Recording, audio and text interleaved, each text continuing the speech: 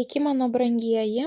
Šiandieną turėsime spalio mėnesio prognozę, kurią reikia žiūrėti kaip visada pagal savo 3 pozicijas – Saulės ženklą, Mėnulio ženklą bei ascendentą. Kiekvienos savaitės raktinius žodžius užsirašyti į užrašinę ir dar nukeliauti ir pasižiūrėti jaunaties bei pilnaties prognozes, taipogi pagal 3 zodiako ženklus. Ir tokiu būdu jūs turėsite labai detalų mėnesio vaizdą. Suprasite savo kiekvienos savaitės, kiekvieno mėnesio pamokas, kurias svarbu praeiti teisingai. Ir manau, kad kiekvieną mėnesį su tais užrašais jums pavyks pragyventi sąmoningiau, priimti teisingus sprendimus ir tikslingai judėti savo tikslų link. Na, o dabar šiek tiek laiku nukeliaukime į lapkričio mėnesį. Pas mus nuo lapkričio 9 iki lapkričio 29 bus retrogradinis Merkurijus. Merkurijus keliauja atgal, tai nėra geras laikas naujoms pradžioms arba pirkiniams. Kaip žinome, Merkurijus veikia ilgiau, jo pašalinis poveikis jaučiasi ilgesnį laiką, tad jau nuo spalio 26 dienos iki gruodžio 13 dienos visą tą laikotarpį jūs tikėtina, kad jausite retrogradinį Merkurijų. Tai dabar kalbant apie kalėdinės dovanas, kas mėgsta jas pirkti anksčiau laiko, tai jums teks pirkti arba spalio mėnesį, arba laukti gruodžio 14-15, nuo tų dienų jau jūs galite pirkti dovanas. Jeigu pirksite per retrogradinį Merkurijų, tai tada galima pirkti tik tokius daiktus, kurie turi didžiulės nuolaidas. Jeigu pasitaikys jums juodasis penktadienis, kažkokios tai ypatingai didelės akcijos, tuomet galite pirkti, kad net jeigu ir pasigailėsite dėl pirkinių, tai bent jau, finansiškai per daug nebūsite nuskriausti. Bet šiaip viską, ką perkam per retrogradinį Merkurijų, dažniausiai mūsų artimiesiems nepatinka ir pinigai būna išleisti kaip į balą. Tai jeigu norite išmokti pirkti dovanas per retrogradinį Merkurijų, kad jūsų pinigai nenueitų per niek, tai rekomenduoju įsigyti elektroninėje parduotuvėje būtent retrogradinio Merkurijaus įrašytą paskaitų ciklą, tiesiog 3 valandų informacija, kurią galite suklausyti kaip podcastą ir ten išgirsite visas paslaptis, į ką reikia atkreipti dėmesį, kokios dovanos būtų protingiausios, nes ne visada pasiseka, išvengti to retrogradinio Merkurijaus. Kelionėms, naujoms sutartims, būsto pirkimui, automobilio pirkimui, viskam, kas labai brangu, nerekomenduoju pirkti. Nebent jums trūksta galvos skausmo gyvenime, tai galite priimti tokį iššūkį, bet po to kiek metų gali tęstis jūsų problemos, tai geriau, atidėti rimtus pirkinius. Jeigu turėsite operacijas, keliones, taipogi rekomenduoju įsigyti paskaitų ciklą. Tai 10 metų patirtis, analizė, kiekvieną retrogradinį Merkurijų yra sudėta būtent į tą 3 valandų ciklą. Perklausę informaciją, jūs pilnai visam laikui suprasite, kaip jisai veikia, perprasite būtent jo poveikį ir kaip jo išvengti ir tokiu būdu galėsite padėti ne tik savo, bet ir savo artimiesiems, kurie net ir nežinodami apie retrogradinį Merkurijų vis tiek jį jaus. Tai siūlau nesnausti spalio mėnesį ir jeigu turite kažkokių tai svarbių užduočių, nepalikite jų paskutiniai spalio savaitei. Na ir kaip visada, mano dėkingumas keliauja jums. Esu labai dėkinga už jūsų įsitraukimą. Be jūsų aktyvumo šis kanalas tikrai taip ilgai negyvuotų. Tai didelis ačiū jums už tokį palaikymą. Na, o naujus kanalo stebėtojus kviečiu prisijungti prie šios labai šiltos, motyvuotos ir sąmoningos bendruomenės, paspaudus prenumeruoti mygtuką. Na, o kas su manimi norėtų pabendrauti dar daugiau, tai kviečiu apsilankyti elektroninėje parduotuvėje paulinaoti.com ir ten tikiu, kad kiekvienas rasite jums pačią tinkamiausią paslaugą, kuri įneš į jūsų gyvenimą dar daugiau aiškumo. Na, o dabar keliaukime į jūsų tarologinę prognozę. Žuvis – pagrindinis įvykis žuvims spalio 1 savaitę.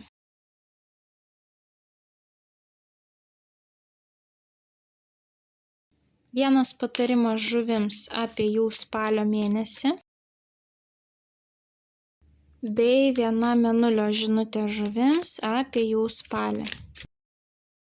Žuvytės, jūsų spalio mėnuo bus labai įdomus ir šias kortas galima traktuoti dviem skirtingom temom. Viena yra santykių tema, kita yra darbo, karjeros, finansinių perspektyvų tema. Tai jeigu mes kalbėtume apie santykių temą, viskas, kas vyksta, susidėlioja tokį gražų paveikslėlį, kur jums yra siunčiama žinutė, kad mėnuo gali būti susijęs su tam tikromis pagundomis, alternatyviais santykiais, bet kortos stipriai jums rekomenduoja telkti visą savo dėmesį į esamą ryšį ir bandyti tą ryšį perkelti į naują lygį. Tuomet, kalbant apie karjerą, jeigu susižavėsite kažkokia tai nauja darbo vieta, naujomis pareigomis, tai jūs galite priimti tą naują galimybę, bet tai turi būti kažkas, kas nėra absoliučiai chaotiška ir jums nežinoma. Tas naujas darbas, ta nauja pareigybė, ta nauja galimybė gali būti priimta tik tokiu atveju, jeigu matysite aiškią struktūrą, kažką jums žinomo apčiuopiamo, tai gali būti netgi nauja karjera, kur turite pažįstamų iš praeities arba jaučiate žmonių paramą taip, kad, pavyzdžiui, jūsų artimieji, aplinkiniai jūs parems, jeigu jūs priimsite tą naują pasiūlymą. Tai tik tokiu atveju galite priimti tą naują karjeros pasiūlymą. Tai turi būti kažkas, kas jums yra aišku, aiški struktūra, tradicinės kažkokios tai institucijos, tradicinės užduotis, kažkieno tais parama, netgi žmogaus iš praeities gali būti. Tai va tokiu atveju karjeros augimas, pokyčiai yra galimi. Kitu atveju, jeigu tai yra kažkas tai kardinalaus, kas visiškai keičia jūsų profesiją, jūsų užduotis, visiškai nauji mokymai, visa tai ne spalio mėnesiui. Spalio mėnesis jums labiau sako, kad reikia fokusuotis į tai, ką turi, o jeigu nori kažko naujo, gali būti tos naujos pradžios, bet vis tiek juose turi būti kažkas jums labai pažįstamo, apčiuopiamo, suprantamo. Ir pradėti noriu nuo jūsų mėnesio kortos, mėnesio patarimo. Taurių septynetas. Galite turėti daug pagundų, daug iliuzijų spalio mėnesį. Tai gali būti susijęs su asmeniniais santykiais, kad tiek vienas žmogus rodys dėmesį, tiek kitas. Jūs galite pamanyti, kad man geriau mesti esamus santykius ir bristi į tas naujas alternatyvas, arba kad mano esamas darbas neįdomus, aš čia galiu rasti kažkokį tai žymiai ypatingesnį darbą. Bet tai bus iliuzijos, nes jums iškrito mėnulio žinutė. Kiekvienas ne, kurį gavai, kiekvienos uždarytos duris tik apsaugojo nuo pasirinkimų, kurie skirti ne tau. Tai reiškia, jūs galite turėti daug pagundų, bet geriau yra vis dėlto tas duris uždaryti, ir tai sako jūsų mėnesio kortos, nes jūsų mėnesio kortose nėra kažkokių tais ryškių transformacijų, kur reikia eiti į visiškai nežinomas platybės, visiškai nežinomus vandenis. Kortos rodo, kad reikia labiau fokusuotis į tradicijas, į struktūrą, į tai, kas jau yra pažįstama, kas jau buvo čiupinėta, ir į tai, kur jūs turite kitų žmonių palaikymą. Tai pirmą norėčiau pradėti traktuoti visas kortas pagal asmeninių santykių perspektyvą. Ir tuomet mes pereisime į kortų traktavimą iš darbinės perspektyvos. Pradėkime nuo pirmosios savaitės. Jums iškrenta įsimylėliai. Taip, tai yra santykiai, tai yra du žmonės, tai yra meilė. Šalia iškrenta monetų ketvertas. Tai yra jau stabilumas, viskas aišku, viskas žinoma, viskas komfortiška, galbūt net per daug komfortiška. Ir tada jums iškrenta lazdų dvejetas. Lazdų dvejetas yra pasirinkimas, dvejonės analizė, kad čia galbūt man jau per daug komfortiški tie santykiai, galbūt man reikia išvis mesti esamą partnerį, galbūt čia jau atsirado kažkokia tai alternatyva taip šone, galbūt tas žmogus man yra tikrai nuostabesnis, bet nepamirškite, Taurių septynetas mėnesio patarimui iliuzijos ir būtent tos uždarytos, užvertos durys. Ką mes turime antrąją savaitę? Pas mus atkeliauja lazdų penketas. Lazdų penketas gali rodyti konkurenciją arba tam tikrą įtampą argumentus. Tai pavyzdžiui, gali būti, kad atsiranda konkurencija ir ta konkurencija gali būti labai žavinga, kadangi šalia iškrenta magas. Magas pas mus yra puikus oratorius, tuo pačiu jisai gali ir manipuliuoti, taip. Ir jisai gali tiesiog apsvaiginti jūs, sukurti tam tikrą iliuziją, kokie nuostabūs santykiai būtų. Kažkam tai gali būti, kad jūs turėsite argumentus asmeniniuose santykiuose dabartiniuose, nes jums tiesiog jie jau nebeįdomus ir tas žmogus jūs erzina.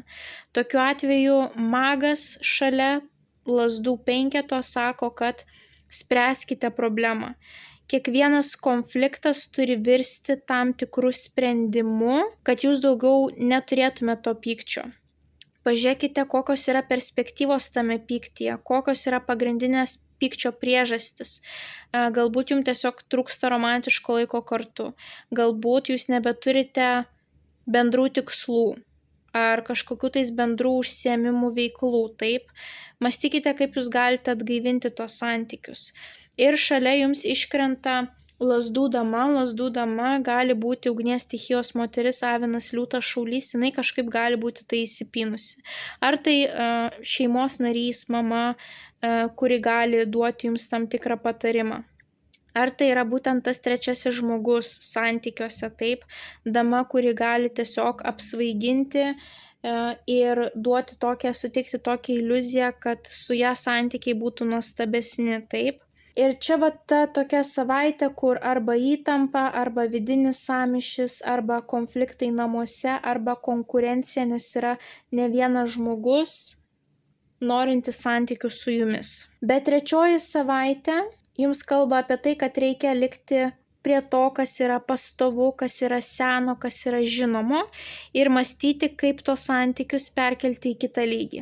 Jums iškrenta didysis arkanas šventikas. Šventikas visų pirma yra religinis žmogus, priemantis tik tradicinės vertybės, aiškią struktūrą, tai, kas yra žinomo, tai, kas yra seno, tai, kas yra su mumis ilgus metus. Tai korta tikrai nėra transformacijų korta. Šita korta rodo, kad reikia pasilikti prie to, kas yra žinoma, sena, suprantama. Šalia iškrenta taurių šešetas. Taurių šešetas rodo nostalgiją, praeitį. Tai reiškia, turite pasilikti prie to, kas su jumis ilgą laiką, kas tempėsi iš praeities, su kuo turite daug prisiminimų, nostalgiškų momentų ir pagalvoti, kaip su tuo žmogumi nusilipdyti kažką naujo. Būtent tą naują pradžią rodo monetų tūzas. Ir monetų tūzas rodo labiau tą apčiuopiamą materialią pradžią. Galbūt jums reikia kartu gerinti savo sveikatą, kartu eiti į kažkokius tai mokslus, kartu taupytis būstui, ar kartu taupytis kažkokiai tai kelioniai ar apskritai persikraustymui į kitą lokaciją, ar planuoti šeimos pagausėjimą. Bet tai yra kažkas naujo, su tuo, kas jau yra pažįstama, sena, tuo, kuo jūs galite pasitikėti. Būtent taurių šešetas yra stipri sąjunga žmonių, kur vienas kitą pažįsta ir gali paremti. Ir paskutinėje savaitę jums iškrenta tokios kortos, kurios rodo, kad santykiai gali pereiti į visiškai kitą lygį, kai jūs sukuriate naujus tikslus, nemetat kelio dėl takelio ir jūs pajaučiate tą pačią harmoniją, džiaugsmą ir pasitenkinimą esamuose santykiuose. Ir jums iškrenta didysis arkanas imperatorienė, tai yra vaisingumo, gausos korta, vėlgi jinai ir gali rodyti būtent nėštumą, šeimos pagausėjimo planavimą. Imperatorienė yra moteris atsipalaidavusi savo moteriškoje energijoje, galinti tiek mylėti save, tiek mylėti savo šeimą, aplinkinius, visais pasirūpinti ir jinai nėra išsekusi. Jinai yra būtent savo energijoje, savo resursuose. Korta rodo, kad reikia dėti pastangų, kad kažkas augtų. Tai būtent kaip vaikelis 9 mėnesius būna įsčiose. Vėlgi tokia interpretacija, kad reikia auginti tai, ką jūs jau turite. Lazdų trejetas. Lazdų trejetas rodo tą realų fizinį žingsnį, kad trečiąją savaitę galėjo būti tam tikra idėja, ketvirtąją savaitę mes jau žengėme realų žingsnį to tikslo įgyvendinimui. Vėlgi tai gali būti bet kas, bet jūs imate naują kryptį kartu, taip, tai gali būti kelionė, tai gali būti naujos veiklos kartu, tai gali būti tiesiog laikas skirtas pasimatymui kiekvieną savaitę.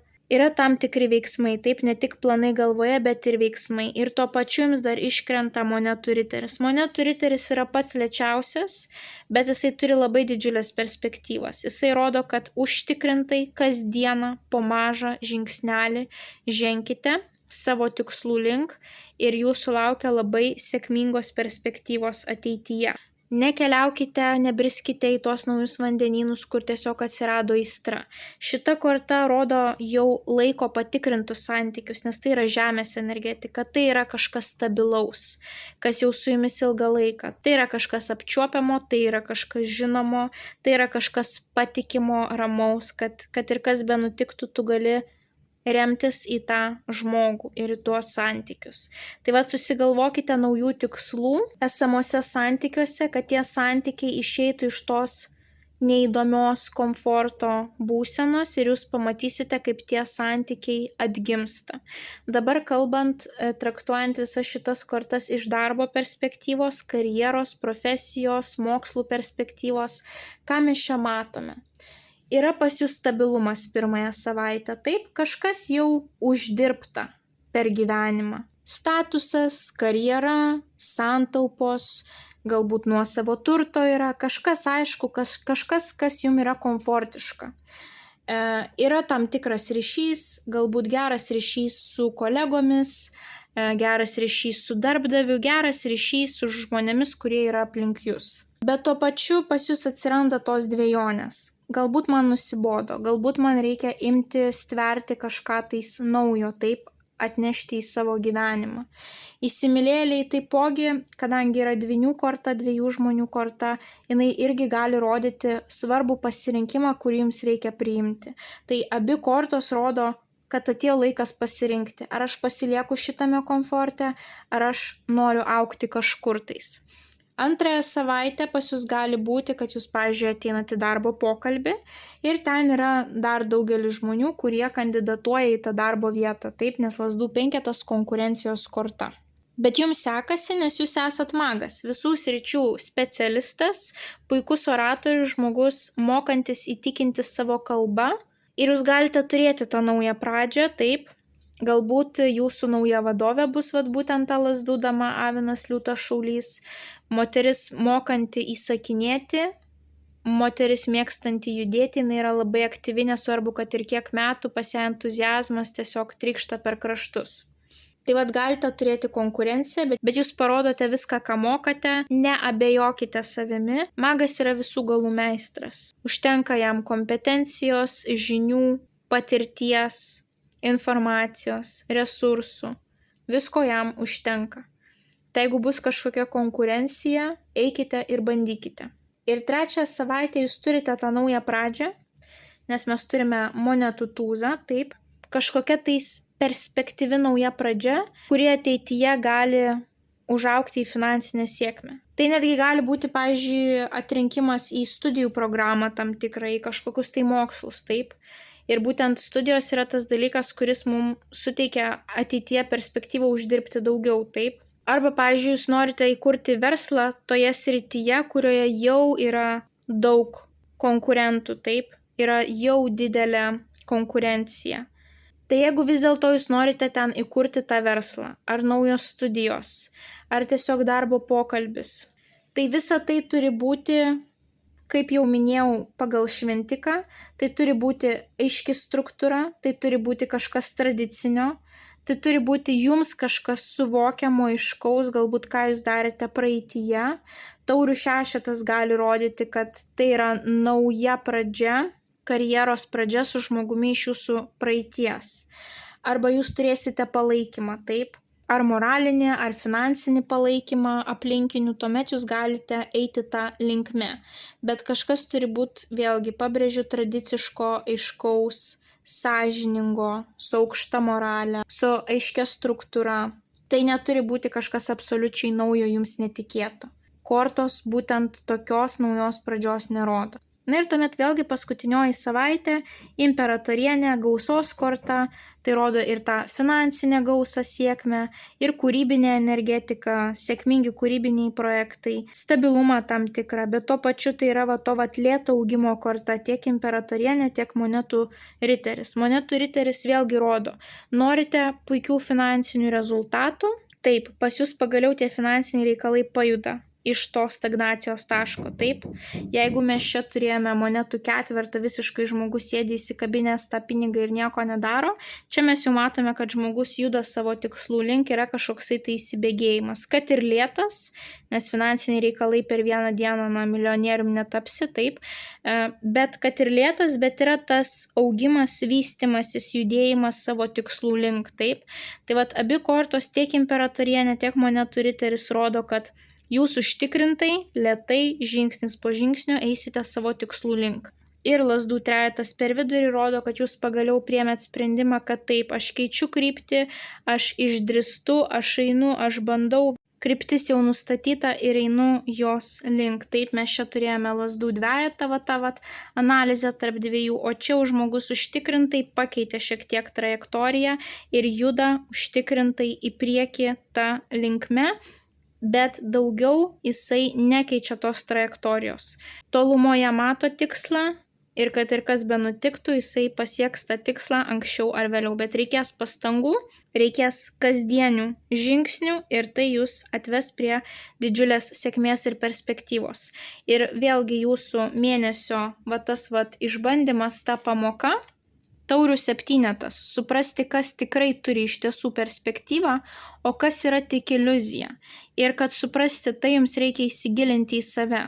Jeigu santykiai dabartiniai netenkina, pamastykite, ar jūs tikrai investuojate pakankamai savo laiko, resursų į santykius. Jeigu ne, čia ir yra pagrindinis atsakymas. Jūs galite pakeisti žmogų, bet situacija vėl ateis į tą patį tašką. Tai galbūt geriau yra pabandyti su esamu patikimu partneriu, nusilipdyti sėkmingą, harmoningą santykių oazę. Kas liečia darbą, taip, jums gali būti komfortiška ir jūs norite keisti, bet tai nelaikas rizikingoms, ryškioms transformacijoms. Tai kaip tik yra laikas, kur jūs galite pabandyti, bet tai turi būti su kitų žmonių palaikymu. Tai turi būti jau kažkas žinomo, apčiuopiamo, tai netgi gali būti pokyčiai, bet jūsų esamoje darbovietėje.